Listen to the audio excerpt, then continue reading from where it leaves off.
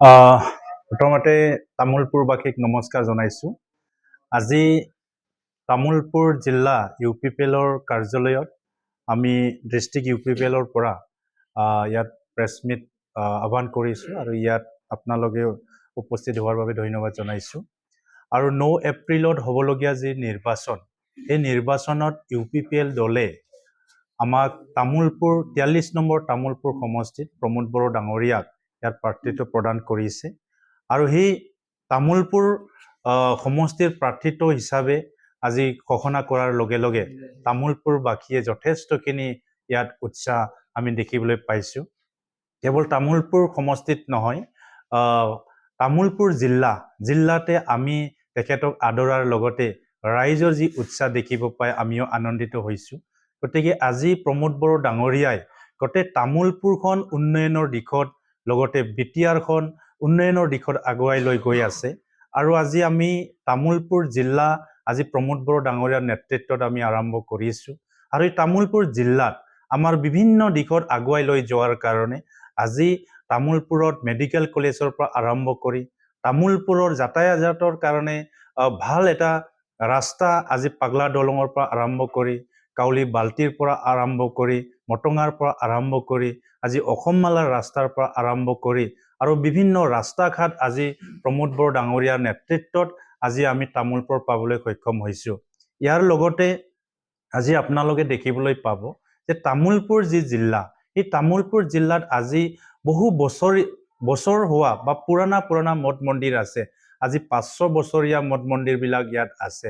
এই মঠ মন্দিৰবিলাকক আজি প্ৰমোদ বড়ো ডাঙৰীয়াৰ নেতৃত্বত উন্নত মানৰ ইয়াত মন্দিৰ নিৰ্মাণ কৰা হৈছে, যাতে বাহিৰৰ মানুহ আহি ইয়াত ভক্তপ্ৰাণ ৰাইজে যাতে সেৱা কৰিব পাৰে। ইয়াত আজি এনেকুৱা এটা ব্যৱস্থা কৰা হৈছে।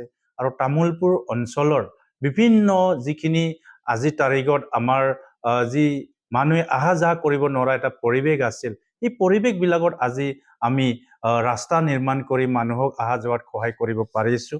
ইয়াৰ বাদেও আমাৰ তামোলপুৰত যিটো কলেজ আছিলে, যিটো ভেঞ্চাৰ কলেজ আছিল, আজি কলেজখন গভৰ্ণমেণ্ট কৰি হ'ল প্ৰমোদ বড়ো ডাঙৰীয়াৰ নেতৃত্বত। আজি কলেজবিলাকৰ ইনফ্ৰাষ্ট্ৰাকচাৰ লেভেলটো আজি যথেষ্টখিনি উন্নত কৰা হ'ল।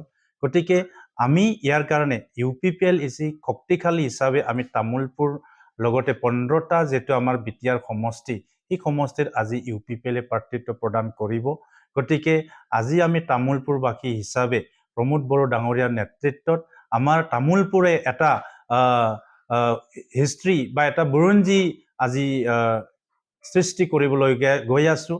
আমি তামোলপুৰ ৰাইজে সকলোৱে আজি প্ৰমোদ বড়ো ডাঙৰীয়াক ভোট দিয়াৰ কাৰণে আজি ৰাইজে ৰখি আছে 9 এপ্ৰিলটোলৈ।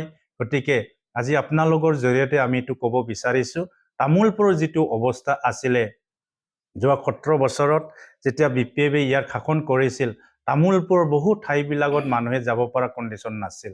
আজি আমি দেখিছোঁ গোটাই বিটিআৰৰ যিমান VCDC আছিলে, প্ৰত্যেকটো VCDC বিলাকক আজি অফিচ বনাই দিয়া হ'ল। আৰু মিটিং কৰাৰ কাৰণে আজি অডিটৰিয়াম হল বনাই দিয়া হ'ল। আজি তামোলপুৰত আপোনালোকে চাওক, আজি ষ্টেডিয়াম নিৰ্মাণ কৰি থকা হৈছে বিটিআৰৰ তৰফৰ পৰা। লগতে আজি ইয়াত থকা যিবিলাকৰ আমাৰ বহুত পুৰণা হায়াৰ ছেকেণ্ডাৰীবিলাক আছিলে, আজি আমি 7 কোটি টকাকৈ এই হায়াৰ ছেকেণ্ডাৰীবিলাকক ধুনীয়াকৈ নিৰ্মাণ কৰি থকা হৈছে। ইয়াৰ বাদেও আমাৰ ইয়াত যেটো বহুখিনি সমস্যা আছিল, আজি প্ৰমোদ বড়ো ডাঙৰীয়াৰ নেতৃত্বত এই সমস্যাবিলাকে 90% সমাধান হ'বলৈ গৈ আছে। আৰু 10%টো বিধায়ক হোৱাৰ পিছত ইয়াৰ 100% আমি সমাধান কৰিবলৈ ওলাইছোঁ। বহু দিনৰ পৰা যেটো মাটিৰ সমস্যাবিলাক ইয়াত আছিলে তামোলপুৰ অঞ্চলত, এই মাটিৰ সমস্যাবিলাক আজি বহুতে সমাধান হৈ গ'ল।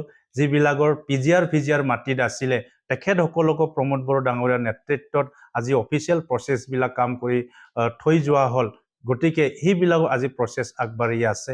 ইয়াৰ বাদেও যিবিলাক আমাৰ তামোলপুৰত অফিচ আছিলে, আগৰ দিনত আমি প্ৰথম কামৰূপৰ পৰা আৰম্ভ কৰি নলবাৰী ডিষ্ট্ৰিক্টৰ পৰা আৰম্ভ কৰি বাক্সাৰ পৰা আৰম্ভ কৰি আজি তামোলপুৰ ডিষ্ট্ৰিক্ট আমি পাবলৈ সক্ষম হৈছোঁ। আমি কেতিয়াও ভাবা নাছিল যে তামোলপুৰ এখন জিলা হ'ব। আৰু তামোলপুৰ জিলা হোৱাৰ পিছত আজি তামোলপুৰৰ মানুহে নিজৰ চোতালত আজি মেডিকেল কলেজ পালে, নিজৰ চোতালত DC অফিচ পালে, SP অফিচ পালে, DTO অফিচ পালে, মেডিকেল ইয়াত পাবলৈ পালে আৰু বিভিন্ন অফিচ যি অফিচবিলাকৰ আগতে আমি গুৱাহাটীত যাব লগা হৈছিল, নলবাৰীত যাব লগা হৈছিল, বাক্সাত যাব লগা হৈছিল, কিন্তু আজি তামোলপুৰতে আমি সকলো অফিচিয়েল কামবিলাক আজি ইয়াত কৰিব পৰা হৈছে। সেইটো কেৱল প্ৰমোদ বড়ো ডাঙৰীয়াৰ নেতৃত্বত আৰু তামোলপুৰ ৰাইজৰ এইটো মৰম আৰু আশীৰ্বাদত। ইয়াৰ কাৰণে আমি আজি তাৰিখত UPPL তামোলপুৰৰ লগতে আমি 15টা যিটো বিটিআৰ সমষ্টি ইয়াত শক্তিশালী হিচাপে প্ৰতিনিধিত্ব কৰিম। গতিকে আজি আপোনালোকৰ জৰিয়তে আমি এইটো অৱগত কৰিছোঁ। আমি বিটিআৰৰ সামগ্ৰিক উন্নয়নৰ কাৰণে ইনফ্ৰাষ্ট্ৰাকচাৰৰ লগতে মানৱ সম্পদ সৃষ্টি কৰাটো প্ৰমোদ বড়ো ডাঙৰীয়াৰ এটা সপোন আছিলে। যি সময়ত তেখেতে নিখিল বড়ো ছাত্ৰ সন্থাৰ সভাপতি হিচাপে কাম কৰিছিল, বিভিন্ন দায়িত্ব লৈ কাম কৰিছিল, সেই সময়ত তেখেতে শিক্ষাৰ কাৰণে কাম কৰিছিল। সেই সময়ত এপছুৰ নেতৃত্বত তেখেতৰ সময়ত মিছন কোৱালিটি এডুকেশ্যন কাম আৰম্ভ কৰিছিল, ইয়াৰ অফ এডুকেশ্যন বুলি আৰম্ভ কৰিছিল, আৰু সেই সময়ৰ পৰা লৈ যিটো সামগ্ৰিকভাৱে উন্নয়নৰ কাৰণে কাম কৰাৰ লগতে শিক্ষাৰ দিশতো কাম কৰিছিল। আৰু যেতিয়া বিটিআৰ দায়িত্ব গ্ৰহণ কৰাৰ পিছতে আজি বিটিআৰত বিভিন্ন জাতি জনগোষ্ঠী উন্নয়নৰ কাৰণে জাতি জনগোষ্ঠীৰ পৰা ছাত্ৰ ছাত্ৰীক যাতে মানৱ সম্পদ গঢ়িব পাৰে, ইয়াৰ কাৰণে ছুপাৰ 50ৰ নিচিনা এটা প্ৰগ্ৰাম লাঞ্চ কৰিছিল। যি ছুপাৰ 50ৰ জৰিয়তে আজি বহুত ছাত্ৰ ছাত্ৰী আজি চিভিল ছাৰ্ভিচত যোগদান কৰিব পাৰিছে।